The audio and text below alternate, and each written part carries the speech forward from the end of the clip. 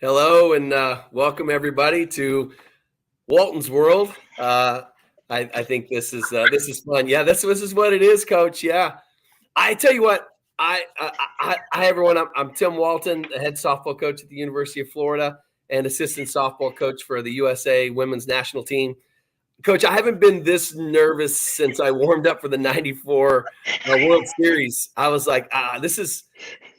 I don't. I'm just gonna go right to it. I'm super nervous because we have one of the best softball coaches, leaders, mentors in the entire world on our. I'll call this our first podcast, Tara, not because we didn't already have one, but because the first one was really just such a cool share. This is our podcast. This is where we pull in. I love it. Absolute leadoff batter of all leadoff batters to this event. So we have with us the Hall of Fame, 11-time national championship coach from UCLA. And Coach, I read a little bit, but you're the first ever All-American softball player at UCLA. So I think that it's super fitting.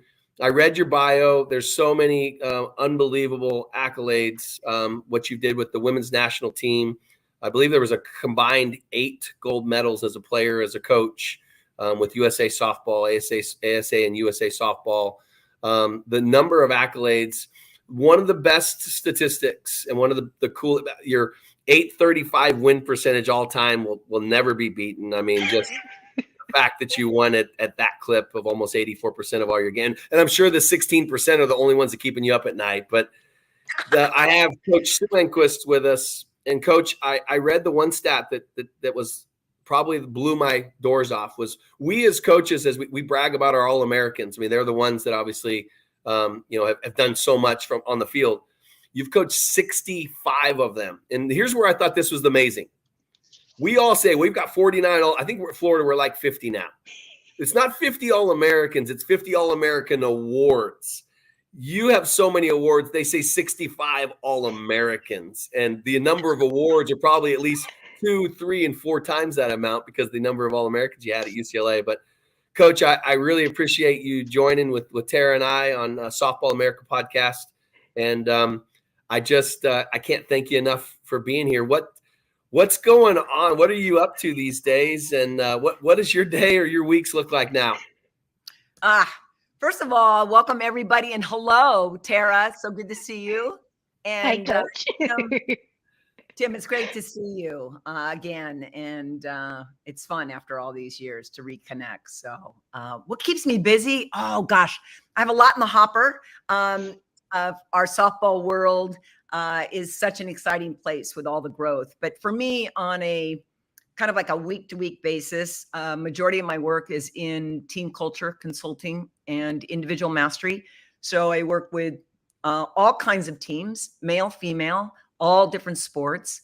I'm currently embedded with our USA volleyball team, and we're getting ready for our launch. We'll be heading into Paris for the Olympics. So hopefully we'll get a chance to talk about the volleyball community overall. It's an unbelievable community. And I teach graduate school, and we have a brand new master's program in transformational leadership. So I teach principles of effective coaching and leading. And I'm in the water every day. I'm here with my family. I'm living a charmed life, guys. I don't have to worry about NIL. I don't have to worry about the transfer portal. But I love the game. I love the growth. We're in the front end of a renaissance, right? We're in this 10 years in of wearable technology. We're making great changes with NIL and the transfer portal. And it's messy and it's unfair. And I just want to be that person that can remind people that are in the weeds of it, that are saying, no, so you don't understand, it's different. But change is different, right? And no one has ever said in the course of time, oh, the beginning of anything was so beautiful. So we're in the messy front end of change. And we've got to remember that, because at the core tenets of our sport, those tenets are thriving. And that's what we want people to hang on to. Yeah, no, It's funny you talk about leadership. You talk about USA volleyball, and one of my hallmates here at Florida, Mary Wise, is one of the most decorated female head volleyball coach in the history of volleyball, and she's an amazing woman, amazing teacher, amazing coach, and I couldn't see anybody more fitting to be in charge of helping chemistry and leadership and values. I mean, anytime you jump into a room, it's two claps and everybody's fired up. And I mean, honestly, like you're serious juice. And when you come away from any conversations that I've ever been around you, I can tell you that it's been nothing but, it's not just words. It's not just, yell and it's powerful, deep dives into your soul. I mean that like in a positive way. I was telling Tara that one of the coolest things you ever did for me personally, even though I was an assistant coach, was after the 2000 World Series. We played a good game in Oklahoma City. I think it was a 3-2 game. Oklahoma, I was the assistant coach there. And, it was my second year, but my first full year there. And to play UCLA and to go against Amanda Freed and just the Natasha Watley. And it might have been freshman Natasha Watley, but she was still the best player I'd ever seen on a field, Natasha Watley. And the thing, you sent a note to every one of the coaches. It was myself. It was Melissa Panzer Lombardi, Coach Gasso, and Jennifer Rocha was our grad. And in that note, you basically, I couldn't believe it, first of all, because obviously you're UCLA and you're supposed to win and you've got this amazing pedigree.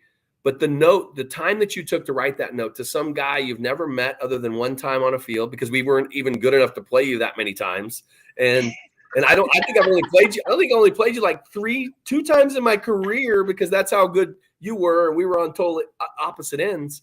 But long story short, that message, I will tell you, it lived on for a long time. After that moment, sent a note to, no matter if we lost to them, whether I wasn't even in the World Series, just a congratulatory. It's turned into text messages now, but that was one of the most powerful things that I have, honestly, for a young person to coach. It's one of the most powerful things that anybody of your status, because I'll give you status where you were, anybody that's ever done. And I know it wasn't easy to write that note, but I never looked at it that way. I thought of it as, this is a growing the game opportunity. You have no idea how many legs you gave that note. And I'll thank you in front of everybody. I know I thanked you in person on the recruiting trail, but that was so powerful. And thank you for being that type of a role model to so many. Wow. Thank you for the kind words and reflecting on that story. I've had a lot of great people in my life that really encouraged me to never let the game get in the way. And I'm wired a way where, I've got to watch out for myself, right? I'm one loss away from tossing a trophy, right? So I'm that person.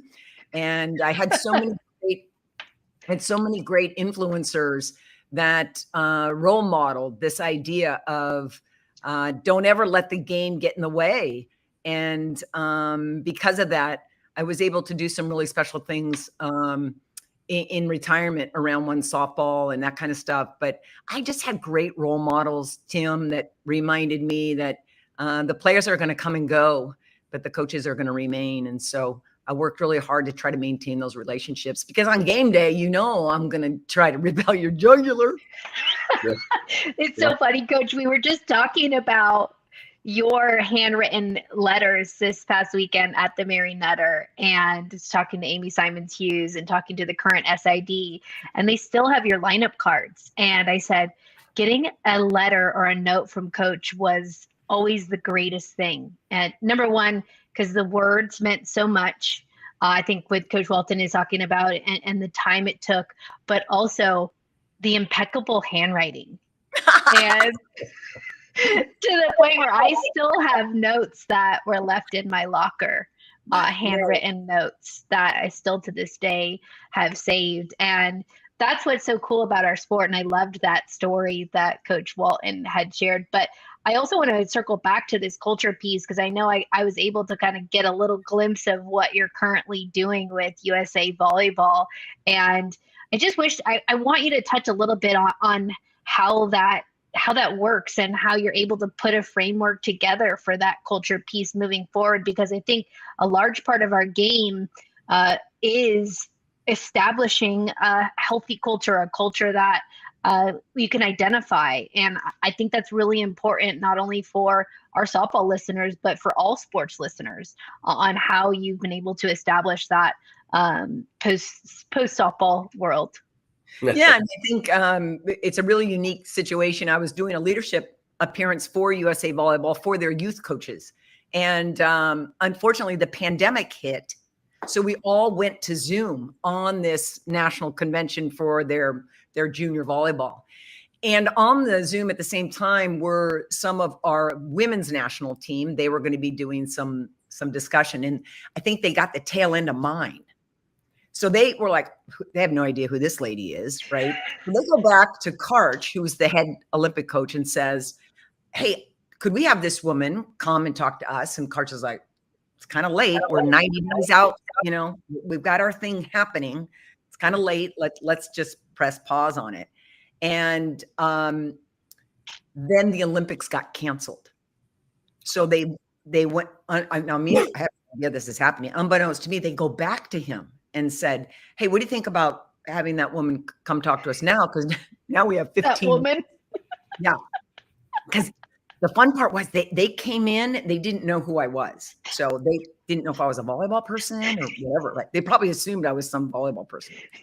And so I get the call from Karch and he says, listen, you know, I'm not really sure what they need. If anybody doesn't know Karch Karai, I have never met a man with so much integrity as Karch Karai. I've never met somebody with such an engineer's mind as Karch Karai. I mean, the guy is unbelievable as a human being. And I needed to say that because this will sound disrespectful, and I don't want to be disrespectful, but he says, I'm not sure what they need. He says, but I would love for you to talk to them. And I said, about what? He goes, well, I'm going to have you talk to them about what they need. Right. Because he's been so respectful. He literally did not know. He said, and so I get on the Zoom and so I'm thinking I'm getting on the Zoom with one or two people. I turn the camera on and there's 15 people there. And so I'm like, oh, here we go. Got the whole team here. Let's go. And I always, when I'm the main frame is I just listen a lot in the beginning and find out where there are collective holes in, I have a set of principles that I'm evaluating on the structure of their culture. Then I see what they're doing and does it line up with what they're saying they're doing? Do those two things. This is who we are. And then when I hear them talk, does that line up with it? And then there's usually some gaps, right? There's some perception gaps, whether it be how they organize as a team, power struggle, power communication, how we actually show up for each other every day. And this idea, because both of you know this, you've played at the top. There is a little bit of buttoning up when you're on a national team because you're constantly trying to make the next team, right? And so they were all, you know, literally trying to get organized for the Olympics that was now going to be 15 months out. So we have an hour conversation. They're like, oh, God, that's amazing. Thanks, blah, blah, blah, blah. And so I'm thinking I'm done because I'm thinking I did my hour. I'm done with them. And then Karch says, I live in San Clemente. Karch lives in San Clemente. So we go have coffee. And he says, I'm wondering if you'd be willing to embed with us and to go with us through Tokyo. And I was like, yes, I would love to. I would be honored. I would be honored to do that. And so we were in the pandemic. So it was a Zoom relationship with these players. And I start off with one question and I do it anonymously. One questionnaire. What is holding you back? And I told them it's only going to be one question and you're supposed to answer it to what comes to top of mind. It could be personal, could be professional, whatever comes to top of mind, I want to hear it. So we had over 80 things that came to mind for them individually. Now remember, there's 23 of them. So it was a relatively low list, right? Because when I do this, it can get up over 150, 175. And these things fell in about 6 categories. So we built 6 working groups I asked Karch if we could democratize the culture. I asked Karch if they could lead the culture, if they could make the operational decisions, if they could manage the conflict. Could we build 6 working groups that they become an ecosystem of excellence? That's going to be the goal. And he says, well, absolutely. That would be terrific, because the guy is such a professional. He's so unselfish and willing to be open and curious. So we built the working groups. And the other thing that was interesting is national teams. It's really like an all-star team, right? So you don't really get the opportunity to say, hey, we're going to play for something bigger than ourselves. Because everyone's like, I'm not playing for her because I'm trying to rip out the jugular. Because I want to make it right. And so I just said to them, we're going to do it differently. And when I sat down with Karch, he said, Sue, we don't have the best player in the world. We don't have the second best player in the world. But he says, I'll guarantee you we'll have the best 12. And I'll never forget, gives me goosebumps. He says, they need to know we can out-team the world. And I was like, I'm in, let's go. So I went back to them and I'm like, this is what we're doing. This is how we're going to do it. We're going to go in there. We're going to go into Tokyo. No one's going to think we can do it. USA Volleyball's never won a gold medal. We're going to go in there. We're going to get the jewelry and head out of town. Everybody from this day forward, we're going to believe. And we're not going to do path to the podium. We're going to win the gold medal. Every single day, we're going to go in there and we're going to be training and playing for each other. And Karch has given us the green light. You are allowed to democratize your team. You're going to be making all the decisions. Coaches coming in. He's going to be, they're like, we're ready, we're ready, we're ready. And we democratize the culture. They drove the culture. They solved problems. The one thing I want to get credit for is shining the light on it. Tim, I have never met 23 more amazing humans than the women of that 2020 Olympic team.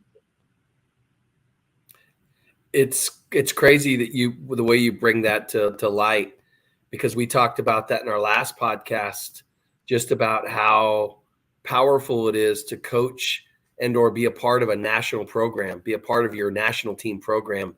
The amount of number one, just the ability to be that talented as an individual is obviously number one. Number two, the humbleness that you have to go into those type of environments, because everybody, like you said, is good. Everybody there is the best of the best. But then there's a special layer that it takes to be, a USA gold medalist.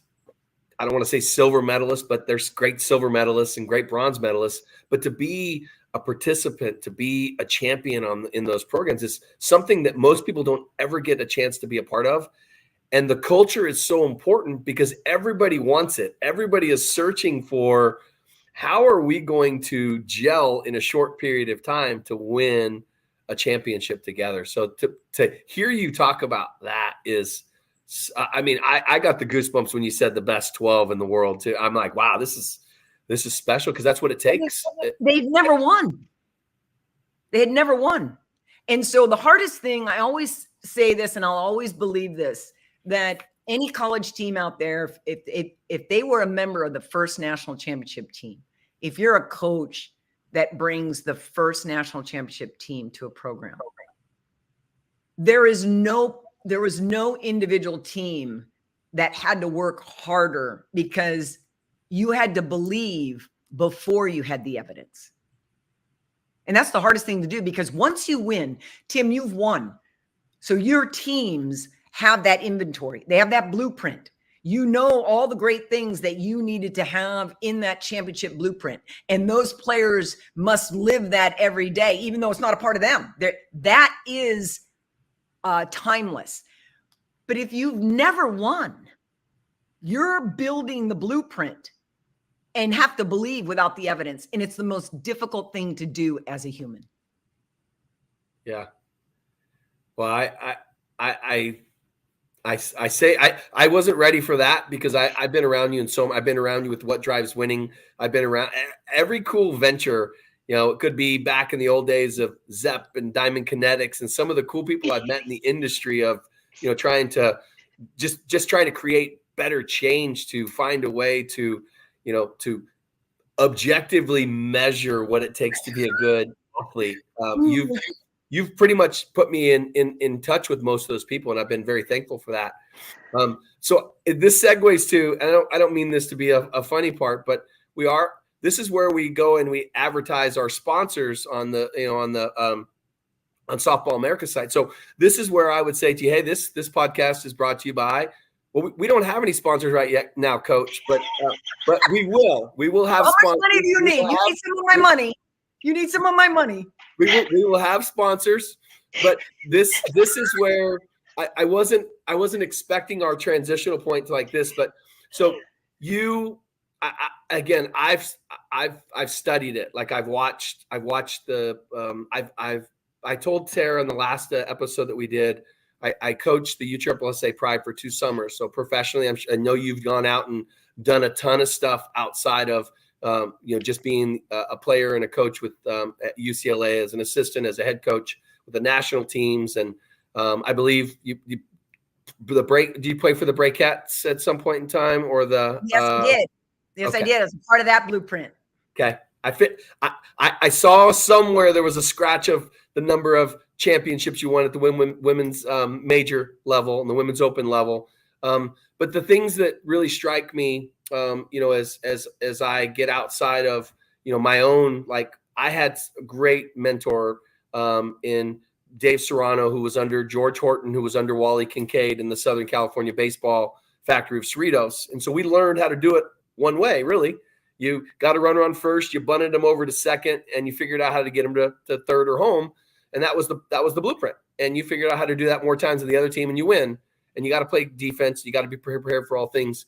But as I got to go outside of my comfort zone and coach professionally and coach with the USA, some of the USA players, some that played for you, some that coach with you now, like they're all or coached with you then.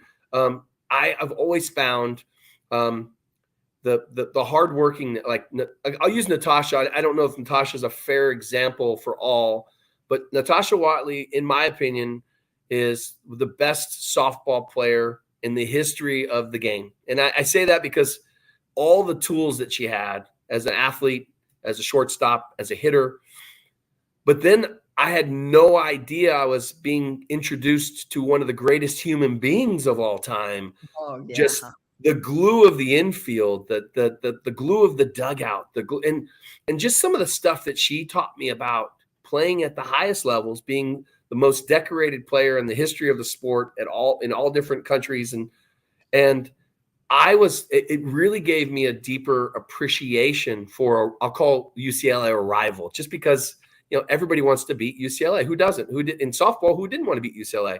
And so to be, all of a sudden I was like, oh, there's a different level of appreciation that I gained from Natasha and Andrea Duran. And these are two that I had a chance to, coach professionally. But then on the USA stuff, you've had Megan Ferramo and Bubba Nichols and some of the younger, Rachel Garcia this last year at the Pan Am Games was special. And it's just really cool because they have a great work ethic about them. And you would think that they're going to be, they're going to be just arrogant, and they're not. They're confident, they're hardworking, and they're really special people. And I can't believe that didn't come from some influence that you had on them and influence that had on you to become that kind of a leader. Can you take me to I guess, and it could be, I know I don't want to, the great late John Wooden, I know, was a great impactful person in your leadership and some of the things that you've, just drawn.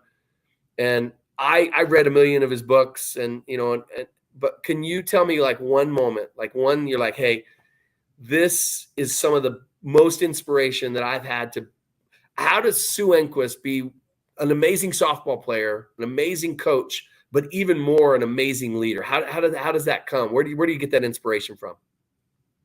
Well, I think it's my upbringing. I'm the daughter of a military father and a 2-time World War veteran, Purple Heart winner, stormed the beaches of Normandy, So I was raised with a lot of rigor, attention to detail.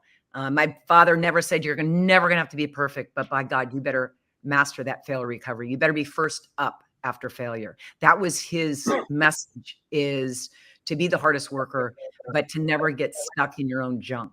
But I'm also the daughter of a nurse. She never met a stranger. She loved every human. And she taught me to stay curious about those that are different than yourself, stay curious about those that have less than you do. And so I had this wonderful upbringing at a time when there was huge discrimination as a female and huge discrimination as a female athlete. So there weren't opportunities there. But every important cross section of my life, I had an advocate. So whether it's girls can't play baseball or softball, when I was young, my brother played for Coach John Springman, who was the Little League coach that said, Susie, I've been watching you chase those foul balls for us, and I want to make you the official shagger of our team. You can come on the other side of the fence. Tim, I died and went to heaven. I am on the field every weekend shagging balls for my brother's baseball team. And John Springman said, you had this drawl. Susie's been shagging now, guys, for 90 minutes. We got to give her round. And he'd give me my round as a little leaguer. And I'll never forget, he was the first person that said, you have a gift. Now, my mom would always say that, but it doesn't count when it's your parents, right? John Springman said, you have a gift. Then I end up going through high school during Title IX. It became ratified when I was in high school. So I got to play baseball for Joe Clutie, who said, Susie's good enough to make the team. Anybody has an issue, raise your hand. Nobody raises their hand. I lead the league in getting beamed because everyone wants to send a message. I'm like, thank you, because I could not hit the curveball. So love getting in there, to getting a scholarship to UCLA when we were a club team. I was the first scholarship there. We wore the men's track team practice t-shirts as game uniforms and had a coach in Sharon Backus who said, the world doesn't know we don't have uniforms. The game doesn't care what color your pants are. We're going to really work hard. We're going to have great attitudes, and we're going to go out there and get it done. And in 3 years, we go to the World Series unranked, win the championship. No one scores a run off of us. So I've been surrounded by, what I'm basically trying to tell you, I've been surrounded by advocates and believers. My mother was a believer. And you talk about great leadership. There's two things that you need, in my opinion, today. You need curiosity to work really hard every day to find the gifts in your student athletes, even though you want to stick your thumb in your eye sometimes. You have to stay curious, and you have to project belief. It is our job to create the conditions. The conditions have to be extremely rigorous. Extremely rigorous. Don't blame me as the messenger that you haven't reached the standard. Don't blame me. I'm in charge of showing and measuring the gap. But I have to project belief that you're capable. And I think today more than ever before, but even back then, I honestly believe, I think we would have won even more if I projected even more belief. I mean, not to be greedy because we got 11, but I think the most important thing is these athletes are in your program and working on their diligence. It's our job to catch them doing it right every day. Because I've never heard a player say, oh, I can't stand my coach. She believed in me too much. Right? Never. We need more confidence in you. We need, I 1,000%. You said something that really, and I'll kick it to you, Tara, to ask the next question, but you said something to me that really makes me think back. And so when Patty Gasso hired me to be an assistant coach at Oklahoma, I was a baseball coach at Oral Roberts University in Tulsa. And we just went to the regionals the first time Oral Roberts went to the regionals again. And so I just had married my wife. We got married in August. This was early January, late December, early January, where she had an opening for staff. And so I'd always gone and done baseball camps at Oklahoma, my alma mater. And I ended up going to do an interview with her, and I interviewed, and she ended up hiring me 2 weeks before the season that year in 98. Long story short, I can remember I don't know where I got this, but I'm very diligent and very organized. And I wanted the balls that we hit in the cages to be the hitting balls, the balls on the field to be the fielding balls. And I just wanted a little bit of organization to it. And I'm an assistant coach. Like, I knew my role, but I also she wanted a locker room. And we didn't have a locker room at Oklahoma. We changed in our cars. I changed in the bathrooms between double headers. You go in and, you have to, it's just what we did, back in the old kind of park and rec type of day. And I'll never forget this. We built the girls a locker room upstairs in the football stadium at the University of Oklahoma. Upstairs on the 3rd floor used to be the old bookstore for the athletes. The athletes would go in and pick up their books and leave out of there.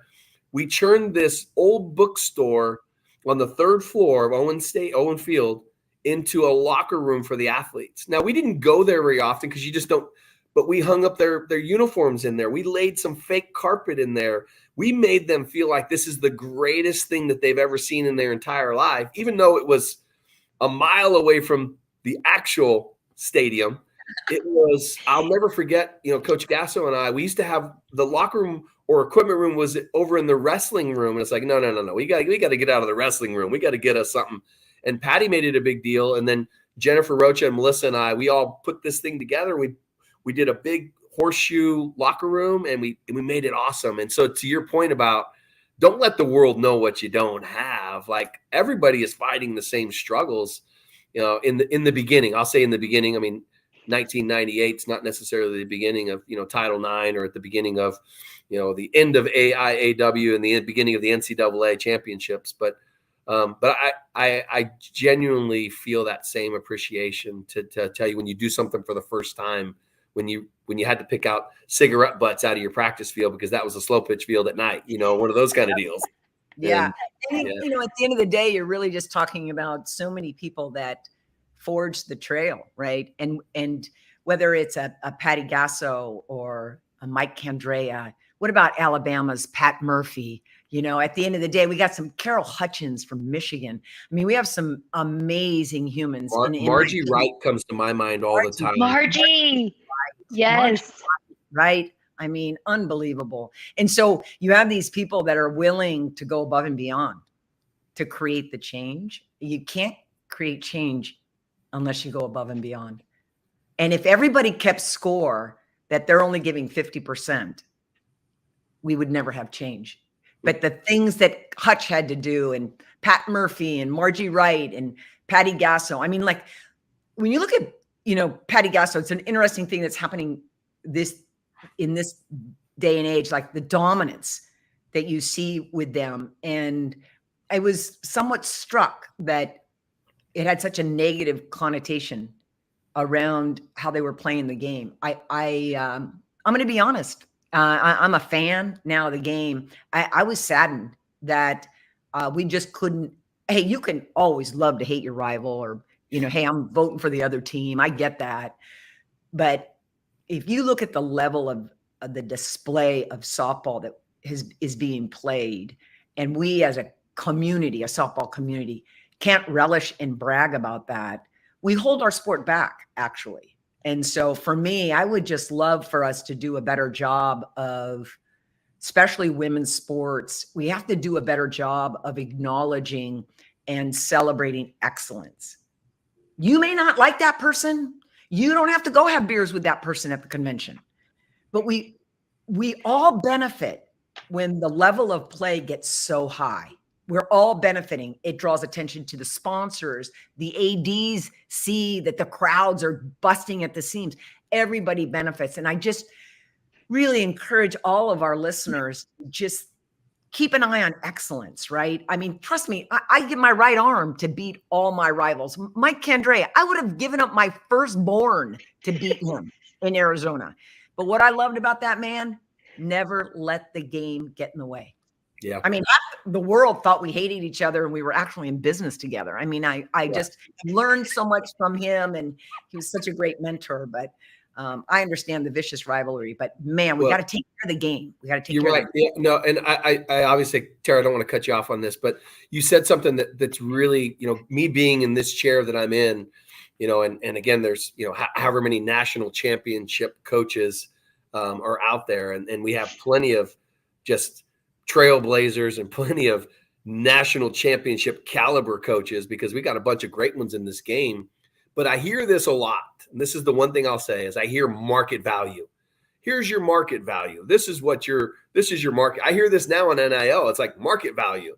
And I hear this for head coaches. Hey, your market value. And so to your point about, forget if it's called Oklahoma or UCLA or Florida, it doesn't matter the name. But if the market is the value and you are value in the market, then we do need to work together to celebrate the successes and celebrate the championships, celebrate the excellence, so we can include an increased market value for our women that we coach, but also the coaches that coach. Absolutely. And this, you are, I want to acknowledge, I mean, I'm not so I know people are like, look at Enquist. She's so retired. She's so soft. No, trust me. I don't think anybody's thinking that. I would have an edge. I would have an edge right now around NIL. And I think the thing that I want everybody to hopefully just keep in their heart, because I have such a soft spot for coaches, and I'm heartbroken at how their love of the game is getting ripped out because they're trying to keep up with. We have a new vernacular. We have a new set of rules that you all have to play by, and it's called NIL. The rules, meaning we now have to introduce a whole new language around your worth. And the one thing that is going to kick everybody in the stomach is if they have to know how they're going to be able to educate people on why to come with NIL, why to come with the degree, the value of the degree. They've got to sit in that. As hard as it is to do that, if you sit in that and not get caught up, you're going to lose recruits. Yes, you're going to lose recruits. Yes, you're going to lose. But if you can stay focused on why you got into this game. I know you, Tim, you've been in the game for a long time. You probably have to work harder and harder to find the love of it every single day. And that is your work that you have to do. I just don't want people to get out of the game because the game is a clown car. Because there's a little bit of a clown car, right? With the NIL and the transfer portal and, using the strategy and all that kind of stuff. But gosh, don't forget, when you pare that all down, and you get them in your colors, they want clarity. They want you to be able to see their potential, and they want to see you, the coach, be unshakable under conflict. Yeah. And it's pretty simple, because then you can ask a lot of them, because the conflict that they have is we're asking them to think like an individual, think like a warrior, rip out the jugular. Nobody's better than you in that moment. Oh, but you got to love your teammate. That's like, what is it? It's both. We're evolved. We can do that. And then as a coach, you have to be able to uphold the standard when they fall short. And that's where it gets really difficult for many of our younger coaches.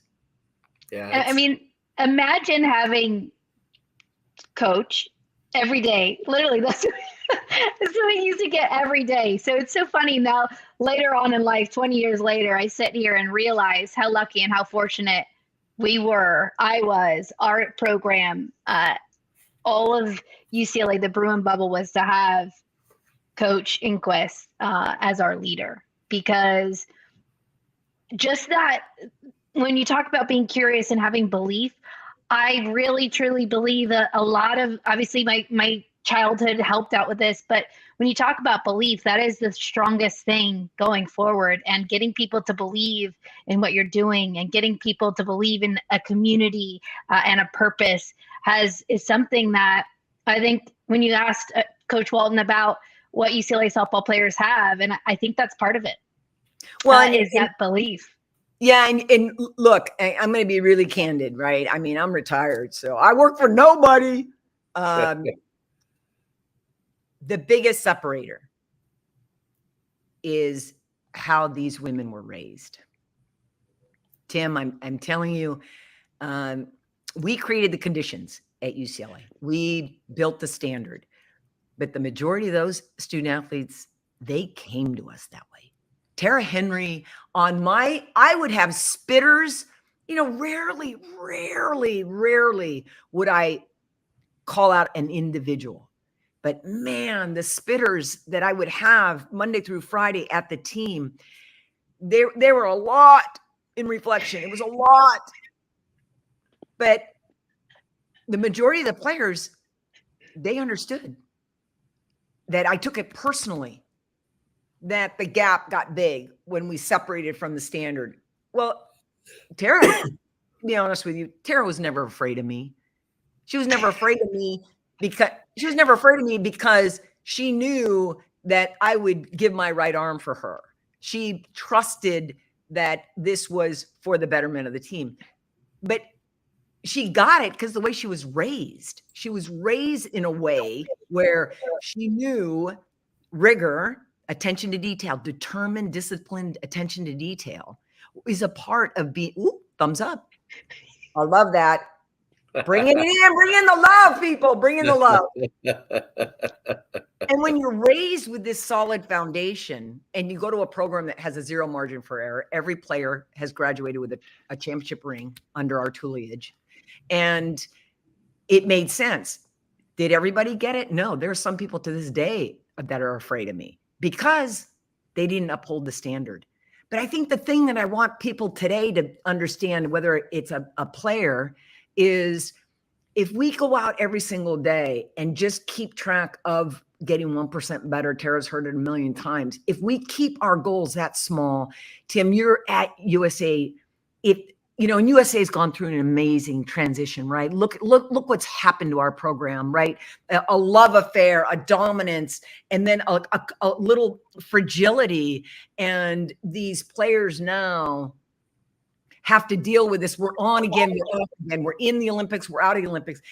Listen, I've been and watched this USA national team program for decades. This is what I know. I know those players. I've watched those players. I've seen their experience. I've watched them under the hot fire of zero margin for error. They have it. This next generation has it. The worst news for USA softball is, I'm sorry you have to wait this long, but by the time LA comes, your teeth are going to be so sharp. The taste in the back of your throat is going to be so sour. I feel sorry for any team, any set of shirts in the other dugout. They won't have a chance because America has the best softball. We really do. And I know people are like, so you can't say that. You didn't win the gold medal. Shut up. I'm talking about 2028. I'm talking about 2028. The coaches that you have, the talent you have, and then all we need to do is just bring in that edge that you've got the blueprint. You already have it. You have the inventory. You just got to clamp on. You got to catch them doing it right every day. And I feel sorry for the shirts in the other dugout. Yeah. I won't lie. I don't know. Everybody always asks me about my role with USA softball and how long is I go. I coach tournament to tournament. When they call me and tell me that they're ready to have me back, I'm ready to come back. I don't ever set myself to a point where I don't know if I'll be in 2028. I know I'll be in 2024 in Italy for the World Championships. And it's really, we talked about this on our last podcast, but to me, some of the special things about USA softball for me is that I get a chance, an opportunity to learn from people from all over the country that did it 10 years ago. They might do it now. And it's been such, I told my boss that it's one of the most fun things I get to do every year because it's just an opportunity for me to compete, but it's also, it inspires me. It motivates me. It keeps my juices flowing. And I learn something new every single time I do it. And I'm just thankful. I've been a part of a couple championships now too, but you're right about the teeth part. I think the only thing that's separating us is like you said, the blueprint and figuring out how we can make this a little more. It's not necessarily do it more, but we just have to figure out how to do it a little bit more together and create a little bit of a model for success. Heather's done a good job, and the crew's done a good job of being able to piece it. But when I say put it together, we still can't call ourselves professional athletes and not have enough money to actually be a professional athlete. You have to have 3 different jobs to be on the USA. It's just tough. And I think I just talked about market value. I talked about us being able to collectively get together and do some things and get some major corporate sponsors. And, give these unbelievable, talented young women an opportunity to be quote unquote professional athletes. Like, I'm sure the volleyball model has gotten to that point now where it's pretty close. Well, volleyball's next up. A lot of people right now don't even really tune into volleyball, but I'm going to just ask the listeners, start tuning into volleyball. Watch how it's going to explode. We've got 2 pro leagues launching at the same time. But the one that I really want you to look at is League One volleyball. It's called Love, LOVB, League One. And what's exciting is they're looking at the entire pathway of the student athlete, from the minute she gets into youth ball up to high school, club, college, and then pro. It's a beautiful model. It's called League One volleyball. You talk about brand value. They're going to introduce a series of sponsors that you've never seen before. In their series funding, they've got $35 million in their series funding. I mean, they just know how to do it right. They're coming from the business side, but they're surrounded by volleyball experts. So it's a wonderful combination. And I believe personally, and I know women's hockey is coming up, softball will be next. And I think it's going to look different. I know a lot of people don't know, we've tried the pro league thing about 8 times. I mean, this is my next question. Your thoughts on the pro league? Well, I know the people that have been involved with the pro leagues over and over and over. This is not any attack on any one individual. We just haven't put the pieces together, as Tim said, at a total level, right? I mean, we started there was a pro league back in the 70s. I got drafted to the pro league. That's a fun fact. First overall. Yeah. Yeah. I figured. Yes. But the league didn't make it. But we had Billie Jean King. We had all these pro golfers that got involved, and we just kept turning over because we weren't using the right model. And we still, I think, are trying to search for that right model. I think League One's the right model because they're building they're purchasing the ecosystem of that player as she goes through the entire life cycle of playing ball. And when you do that, you create that tight community. You have a built-in audience. And so they're asking 10, 11,000 people at their game, and that's pretty darn good. Yeah, because at the end of the day, if you're going to create a business model, I mean, if you're going to run a business, you're not running a business to lose money. You're running a business to make money. And so nobody has, I honestly, in my chair, I've never had a problem with anybody starting something, whether it be sport, whether it be, if you're trying to make money, you're trying to make money. If you do it the right way, take care of the athletes, do a good job of getting fan engagement, being able to create, an opportunity of education. There can be some other pieces. I'm 1,000% on board. And it's not for 200 people. It might only be for 100 people because you may not have that many people of that level that have the passion to be that full-time. So, okay, Coach, we got a couple minute warning that I want to shoot it to you. But I'm going to let you finish your spot, and I'm going to segue you into your heartstrings. For me, it's just we're elders in the game, right? We've been in the game for a long time. The one thing we have to commit is this next generation is we have to love it as much as they do. There are players right now that are coalescing around player rights and getting a players association going. The next generation still has a lot of love to try to make this work. And it's our job to help them connect all the pieces. And you talk about brand value. A lot of people don't realize NWSL is doing great, right? But brand value wise is what they're crushing, right? A lot of them, they're in the red, but their leagues are worth, San Diego started 3 years ago, 3.5 million coming in. It's worth over 90 right now. So it's all about brand value. But I think for us, the point I'm trying to make for us, the older people, when those younger people come, we've got a group that's trying to create a players association. We have to be there for them. We have to take their calls. We have to connect them to other people to keep this going. Because at some point we're going to click it in and we're going to get it right. I always joke and say that, the quote unquote new generation of entrepreneurs, they're entrepreneurs because they just don't want to commit to anything. But they're really good at stuff. They're good at being their own, but you are the ultimate leadership cultural entrepreneur, but it's not because you don't want to do stuff. It's because you want to do all the stuff. And again, maybe I'm off a little bit, but I feel like that's always been just listening to you talk, not only about you and your program that you built, but all the people that you've had a chance to be around and engage with. So let's get to those people. Okay. So when I've been trying to promote this. What's that? What are we getting to? Let's get to a couple things that really I think will be important. So for me, and we're talking about growing the game. We're talking about I've been not jokingly, but my messaging is pretty simple. To grow the game, you have to share about the game. You got to share. Like you've got to share. It could be you helping me with hitting an inside pitch and talking about being able, hey, you really got to do a good job staying in here and getting your elbow above the ball. I mean, all the things. And I'm going to talk to Mike Candrea eventually on a podcast. And Patty Gasso gave me a Mike Candrea VHS tape and said, watch this. This is what softball is all about.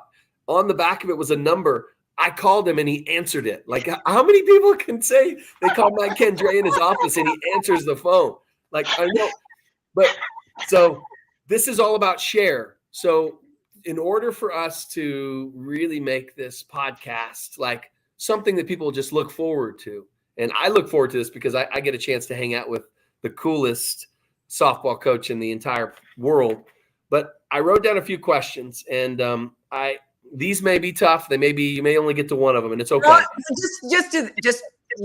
just do this. Please don't say who's your favorite athlete of the last 30 years. Never ever. Okay. Nope, because again, you have to go to their weddings. You have to send them birthday cards. No, we're not going to do that. We're not going to pit them against you. But okay. So I got two questions. This one's probably harder than the other one. But top 5 people you played with. Here we go. Top 5 people you played with. Here we go.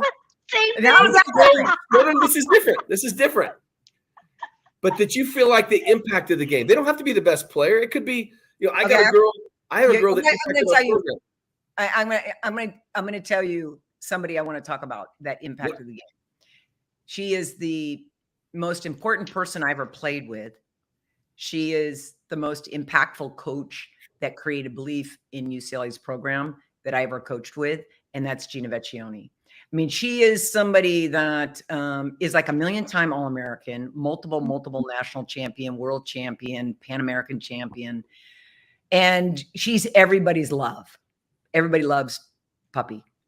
But where she doesn't get the credit is in how she creates belief. And so anytime I get an opportunity to talk about influencers and people of impact, Gina Vecchione will always be my number one.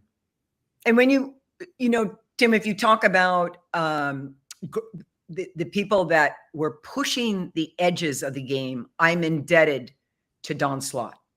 Don Slott brought Right View Pro to our sport. I grabbed Mike Candrea. I'm like, Mike, you got to look at this. And we both went, oh my gosh, we've just been teaching some wrong stuff. And to be able to come to the community and say, hey, we have new information.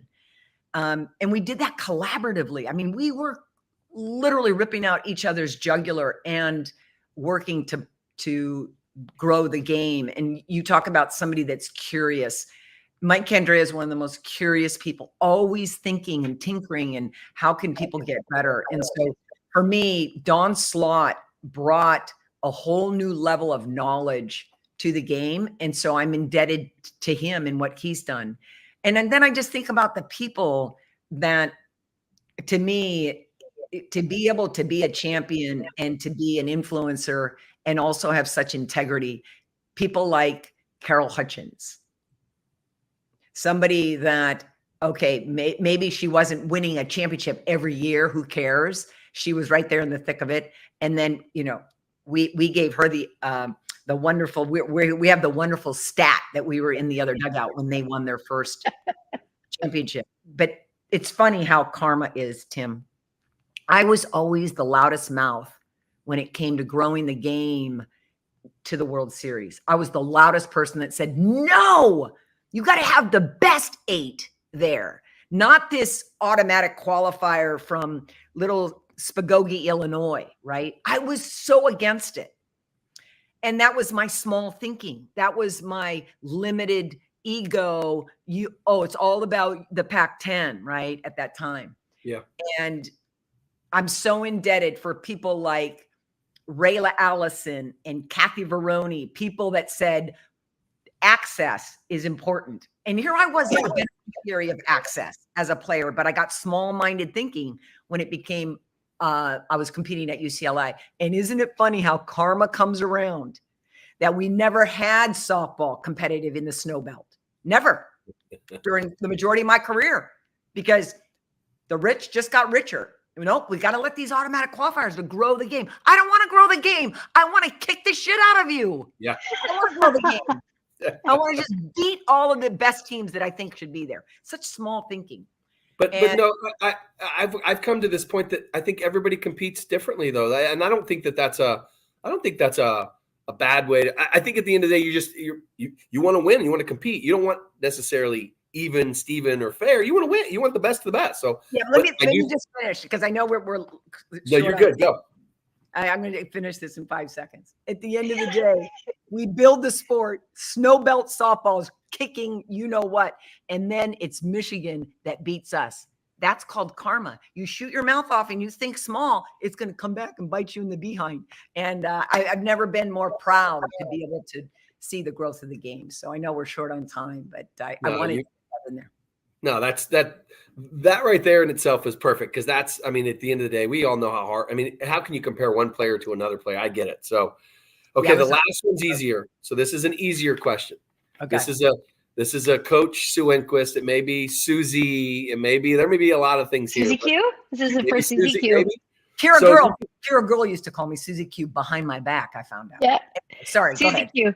Yes, Susie Q's on her way, and when she would come up to practice, there'd be a code word when Coach would arrive if she wasn't there yet, which was rare. But when it did happen, we would be all like, Susie Q, but there's also Code Red. It says Code Red. Code Red.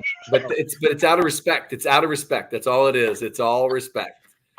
So I want you to be inspirational. Just leave us with one thing. It could be anything you want. It could be you're out there searching for the endless summer, the best wave out there. It could be the best moment. It could be a quote. It could be a saying. It could be a do better. It could be you give us one thing to finish off the day with that's already been fantastic, and appreciate everything you do. But one thing you can inspire the next generation of growth. What would that be, Coach?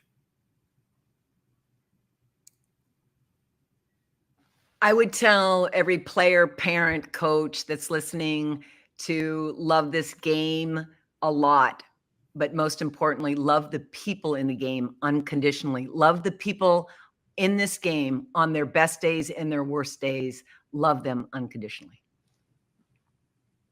I love it. I'm a parent of athletes, and that hit me right away. So thank you. I mean that. Like, I don't mean that as that you're right, because you could easily get caught up in you hit a home run. I like you a lot today. You struck out. Yet today I don't like you as much. I'm with you. Unconditional love. Yeah. I love it. Coach. When you're a person of excellence, you're going to go through ups and downs. We have people going through ups and downs. And if you can just love the game and love the people unconditionally. Yeah. Well, this is our first podcast. Tara's kicking the training wheels off me, so that we're co-hosting, but she's telling me that I've got to do this on my own, so I'm going to move to my own.